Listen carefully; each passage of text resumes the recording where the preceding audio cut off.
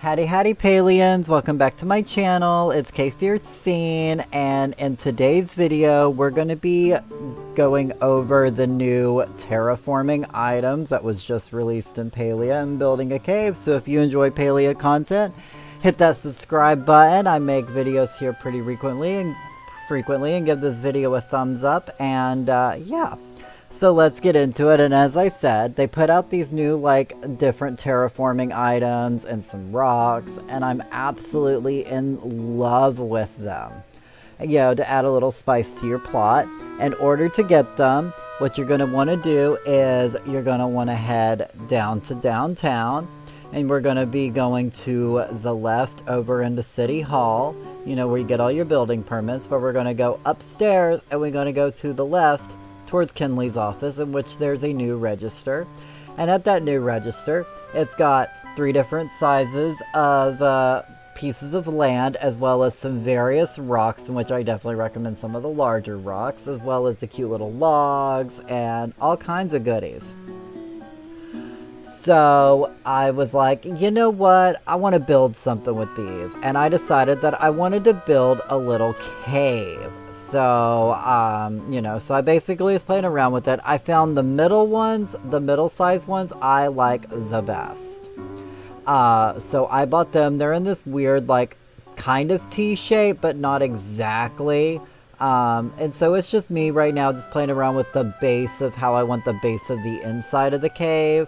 And I'm putting out a few, little extra smaller pieces, you know, to help shape how I want the cave to look. You know, because this is going to be the main shape. So now I'm just going to be stacking up the walls of the cave and then plan to build out of it.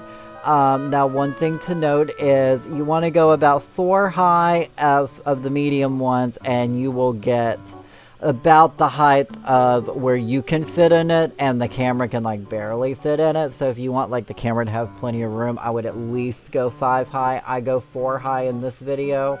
But as you see, you kind of got to build as you go along, because getting that 4th piece up on the ground is a bit hard for us Switch users, so probably a bit easier on the PC. But, you know, so it's just me maneuvering my camera in my place to make sure that I can get all of these terraform pieces into the right shape, you know, because as I said, they look like a T, but they're not made exactly even. So, and here I accidentally did one too many because, you know, I lacked depth perception, so I had to go take off the top one. So now we got the main bases of the cave. So now we're going to build up the side a little bit so that we can get up and out there. And you want to pull your bottom layer as far out as you can. That way you can, you know, build more steps as you can have them overlap each other. And so I wanted to go ahead and get the top piece on as soon as possible to build around it. And I struggle so much with the top piece, I'm not going to lie. You can see here, the struggle's real, especially on the Switch. You can actually make it to where it'll sink into the ground, but it goes off really far on the other end. So I wanted to make sure I got it into a place that was going to work well with what I wanted. And overall, I guess I didn't mind this placement too much. It works, so we decided just to go with it. So now that we've got the shape built, obviously we can't have these giant stacks of 4 walls all the way around. So now my goal is to just kind of, you know, build up and build around. I love these giant rocks anywhere to take up and cover up some of the wall spaces. There's 2 large rocks, and I definitely recommend getting plenty of those because they're just really nice just to fill into different spaces. So here I'm sitting here debating on, and a lot of this just comes down to personal taste on how you want things to look like, how you want things to, you know, go, how well does it fill in the space, you know. I was thinking about going 4 high, and then I had trouble fitting that in, and I was like, well, that's too much anyways, and I'm limited on my medium pieces because I didn't spend all my gold from this week's cake party. So if you're trying to find the perfect placing for these large rocks, kind of fill in the gap that was underneath there. And so now we're just going to try to build up on this side. You know, as I said, we're doing the similar thing all the way around. You know, so we started at the base, and then we're just going to keep expanding and keep pulling it further and further out till we get the shape that we want, you know. So I decided to use some of the smaller ones on top of the bigger ones and then just throw in a big rock. And then, of course, like, I couldn't just have the top of the cave flat, the top of the mountain. So I did want to add at least one on top of each one to give it a bit more of a dome shape. I feel like it just added, you know, just that nice little bit. So now we're just going through, placing some more of the little ones. I bought a ton of the little ones because the little ones are just so nice. I definitely recommend getting a lot of the little ones. And this one I actually started building it, and then I was like, I didn't pull that bottom one out far enough. So I actually went back out, pulled it out just a little bit more, and then I wanted to try to make it a bit uneven because, you know, not everything grows perfectly even in the world. So I definitely wanted it to not be perfectly, you know, tiered down.